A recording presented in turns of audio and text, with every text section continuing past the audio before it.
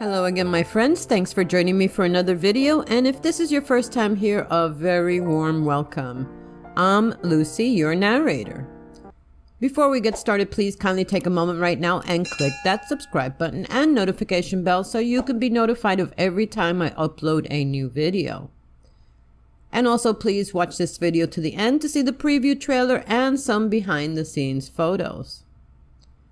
And also please check out my other videos in my playlist right here on my channel. I'd like to take a moment to give a shout out and say thank you again to everyone that has donated to my channel. I really appreciate it. And if you're also someone that enjoys my work and would also like to show your appreciation too in the form of a donation, please kindly consider any amount on my Patreon page or my PayPal account. You'll find the links down below. Your generosity will help me to continue bringing you more videos similar to this one. Thanks in advance. And if you haven't seen this movie, please know there will be some spoilers in this video. And now for our feature presentation. Dark Victory is a drama and romance movie. And as I continue to bring you my series on Bette Davis, if you're a fan of hers like I am, I have more on my playlist and I'll be bringing you some more soon.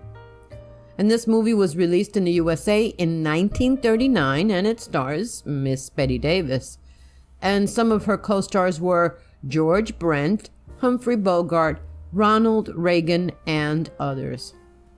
It was directed by Edmund Goulding and it was nominated for 3 Oscars. The movie is about a young socialite is diagnosed with an inoperable brain tumor and must decide whether or not she'll meet her final days with dignity. And now for some behind the scenes trivia and tidbits. Bette Davis pestered Warner Brothers to buy the rights to the story, thinking it a great vehicle for her.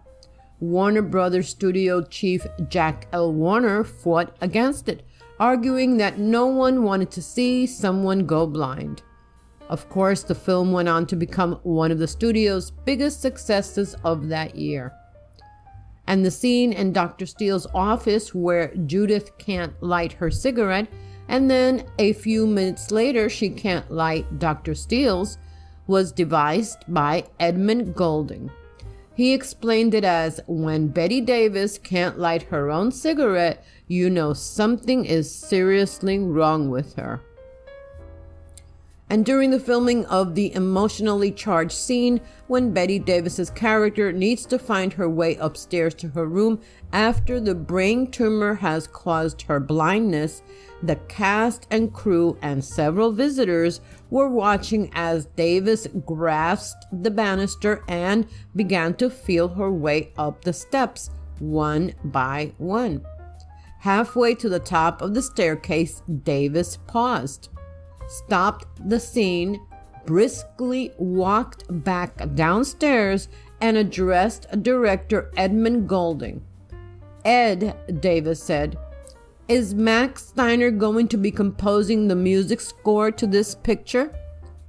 Goulding, surprised by the question, replied that he did not know, and asked Davis why the matter was important enough to stop the filming of the scene. "Well, either I'm going to climb those stairs or Max Steiner is going to climb those stairs," Davis responded. "But I'll be goddamned if Max Steiner and I are going to climb those stairs together." Alrighty then. And off screen, Bette Davis suffered a nervous breakdown during filming as a result of her crumbling marriage to Harmon Nelson. Reportedly, producer Hal B. Wallace convinced Davis that she could actually benefit by using these real-life emotions of pain and loss to enhance the portrayal of her character Judith. Meanwhile, Davis's marital problems did not prevent her from embarking on an affair with co-star George Brent, and they went on to co-star in 10 more films together after this box office smash. And gossip columnist Hedda Hopper was notorious for not verifying her sources. She reported that director Edmund Goulding had engaged Sigmund Freud as technical advisor for this film. If she had checked on her scoop, she would have found out that the world's most famous psychiatrist had been dead for several months. Oops. And Bette Davis said that this was her favorite role to play. And some 45 years after Ronald Reagan's appearance in this film, in the middle of his second term as U.S. president, journalist Dan Moldea entitled his investigative 1986 book about Reagan, Dark Victory, Ronald Reagan, MCA, and the Mob. Dr. Parsons is here. Look, Judith, I had to promise him we'd go to a specialist about that giddiness. Oh, but I haven't any time for doctors. When I need a doctor, I'll send for one. I'm not in your care any longer. You'll always be in my care.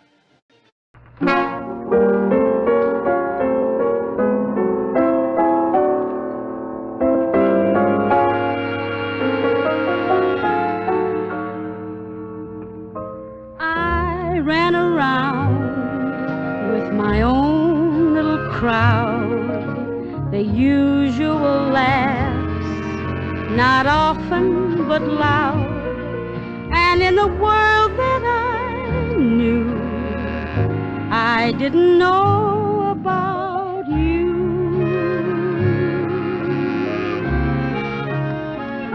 Chasing after the ring on the merry-go-round, just taking my fun where it could be found. And yet what else could I do? I didn't know about you.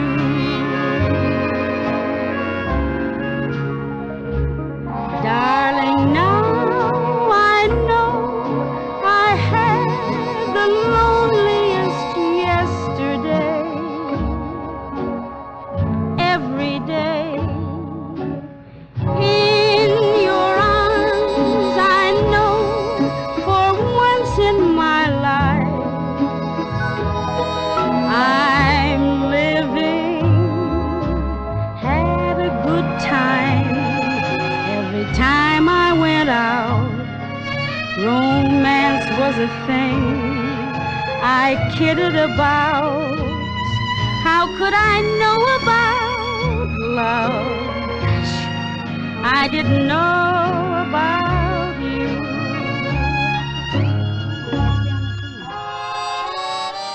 I'm gonna get in the movies and wear all them nice clothes. All them nice clothes like they wear. And I'll sit in them big hotels and they'll take pictures of me. When they have them openings, I'll go and talk on the radio and it won't cost me nothing because I'm in the picture. All them nice clothes like they wear. Because this guy says I'm a natural.